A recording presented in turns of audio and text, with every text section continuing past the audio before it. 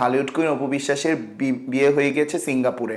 আমাদের দিদি বাংলাদেশে এমন একজন মানুষ, তার লাইফের প্রত্যেকটা পার্ট কিন্তু খোলা বইয়ের মতো। উনি যদি এরকম কোনো সিদ্ধান্ত নেয়, সবার প্রথম তো আমরা সবার আগে জানবো। আর এটা যদিও তার ব্যক্তিগত ব্যাপার, কিন্তু এরকম টাইপের কোনো কিছু আমার কাছে যদিও আভাস নেই।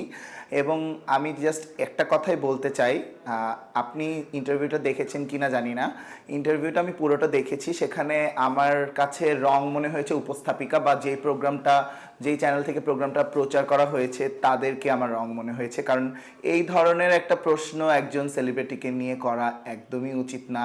বিকজ সেই সেলিব্রিটি কোনোদিনও তার পার্সোনাল প্রোফাইল থেকে বা পার্সোনাল পেজ থেকে কিন্তু সেইটা কখনো অ্যানাউন্স করেনি বা তার মুখেও কোথাও বলেনি। তো এটা না জেনে আন্দাজ করে, আমরা তো এরকম অনেক রিউমার হয়, প্রত্যেকটা সেলিব্রিটি বলিউড থেকে শুরু করে প্রত্যেকটা সেলিব্রিটির নামে এরকম রিউমার হয় এবং এই নিউজটা কিন্তু বিক্রি হয়। তো এটা নিয়ে আমার আসলে এটা খুবই হাস্যকর। দিদির যদি এরকম কোনো সিদ্ধান্ত হয়, সবার আগে আমরা জানবো এবং আমাদের দিদির ভালোবাসার দর্শকরা জানবে।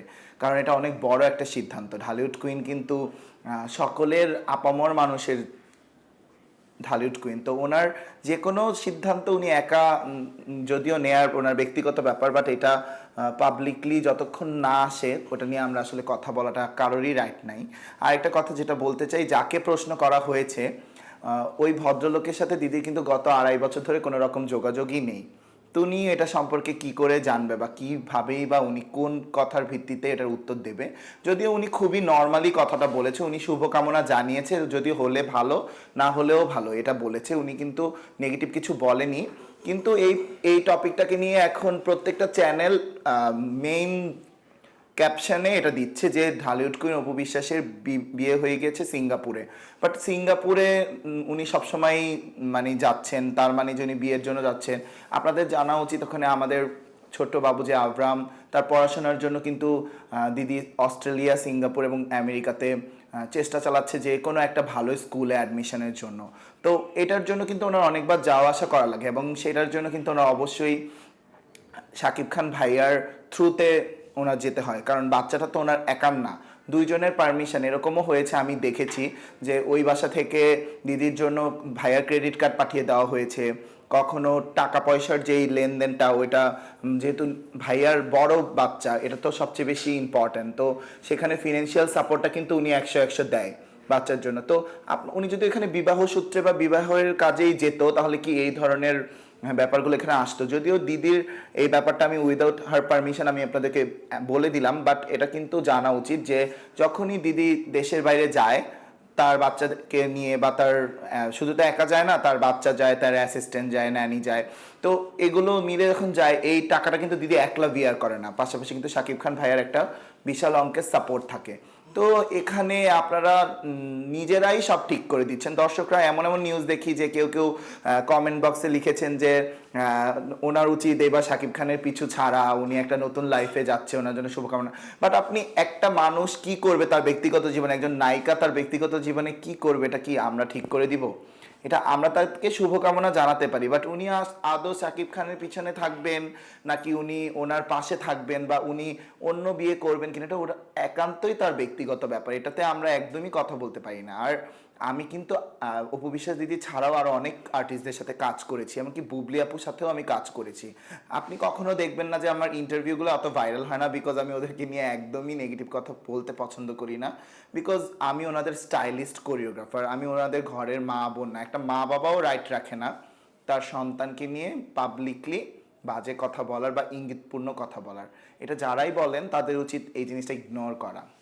আমার কাছে অপু বিশ্বাস একজন একটা প্রতিষ্ঠানের মতো। কারণ মানে অনেকেই বলে থাকেন যে ওনার বাবা নেই, মা নেই, উনি অনেক একা। বাট উনি একা হলেও কিন্তু উনি একটা বড় একটা ইনস্টিটিউট, ওনার নিজের একটা পার্লার আছে যেটা 2টি ব্রাঞ্চ। তো ওইখানে ওনার 100-র মতো স্টাফ আছে, ওদের কিন্তু উনি গার্ডিয়ান। এবং আমরা যারা ওনার সাথে কাজ করি, আমাদের জন্য কিন্তু যেমন আমাদের ক্রুজ যারা কাজ করে, ওনার স্টাইলিস্ট, মেকআপ আর্টিস্ট, ডিজাইনার, সবাইকে কিন্তু দিদি গাছের ছায়ার মতো আগলে রাখে। দিদিকে আমি কখনো দেখিনি যে স্যাড হতে, ডিপ্রেশনে যেতে। দিদি সবসময় নিজেকে অনেক বেশি স্ট্রং রাখে এবং যতই ঝড় বাদল যাই কিছু আসুক না কেন সে স্ট্রংলি ব্যাপারটা মানে ডিল করে যায়। এবং আরও একটা জিনিস যেটা হচ্ছে উনি অ্যাজ এ হিউম্যান বিন খুবই ভালো একটা মানুষ। শুধুমাত্র আমি না, আপনারা যারা মিডিয়ার প্রত্যেকটা সেক্টরের মানুষ যারাই দিদিকে একবার দেখেছে, কেউ কখনো বলতে পারবে না যে অপু দিদির সাথে খারাপ কিছু না করা পর্যন্ত উনি কারোর সাথে খারাপ বিহেভিয়ার করেছে। এখন আপনি 10টা খোঁচা দিলে সে তো একটা খোঁচা আপনাকে দেবেই, এটা স্বাভাবিক ব্যাপার। এর বাইরে আমি কখনোই দিদির মধ্যে নেগেটিভ ওই জিনিসগুলো আমি কখনো পাই না। উনি যথেষ্ট পরিমাণে আন্তরিক এবং উনি ওনার কাজের ক্ষেত্রে অনেক বেশি ডেডিকেটেড। দ্যাটস ওয়াই কিন্তু বাংলাদেশের এখনও একমাত্র নায়িকা যে 20 বছর ধরে কাজ করে যাচ্ছে এবং তার সর্বোচ্চ এন্ডোর্সমেন্ট বাংলাদেশে। আপনারা দেখেছেন যে এখন অনেকেই এন্ডোর্সমেন্ট করছে, ওপেনিং করছে। বেশিরভাগ কাজগুলো দিদি যেটা করতে পারে না, আমি দেখেছি যে দিদির কাজগুলো যেগুলো আমাদের সাথে ভ্যাটেবলে মিলে না, তারপরে আমি সেকেন্ড আর্টিস্ট 1 2 3 দেখতে পাই। আমি সবার সাথেই কাজ করি, সবাইকে রেসপেক্ট রেখেই বলছি, বাট এটা একদম আপনাদের মাথায় নিতেই হবে। দিদির প্রথমেই সবার একটা সিলেকশন থাকে অপু বিশ্বাস দিদি, দেন তারপরে যখন কারোর সাথে আমাদের ব্যাটেবলে না মিলে বা কোনো কিছু নিয়ে না মিলে তখন তারা সেকেন্ড অপশনে 1 2 3 অন্যান্যদেরকে ভাবে। এটা একদমই একটা ভিত্তিহীন একটা প্রশ্ন।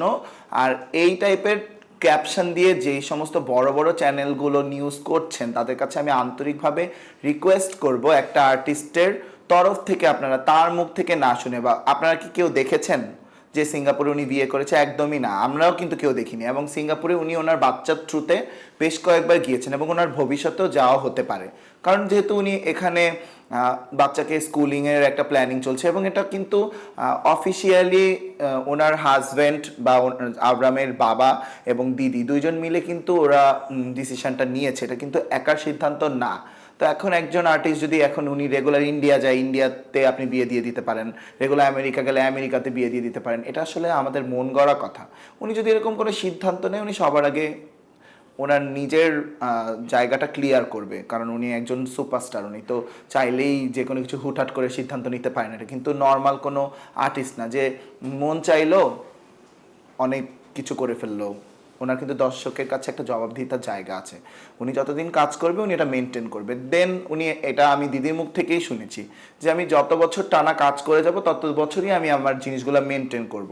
তারপরে যখন আমি আমার কাজটা বন্ধ করে দেব তখন আমার খবরও কেউ পাবে না, আমাকে কেউ দেখতেই পাবে না, স্ক্রিনেও থাকবো না, এটা উনি বলেছেন। তো আমার মনে হয় যে একজন স্বনামধন্য artist, not only Apu Biswas দিদি, যে কোনো শিল্পী সম্পর্কে একটা সিদ্ধান্ত আমাদের নিজেদের মতো করে লেখার আগে আমাদের উচিত সেই আর্টিস্টের কাছ থেকে পারমিশন নেওয়া।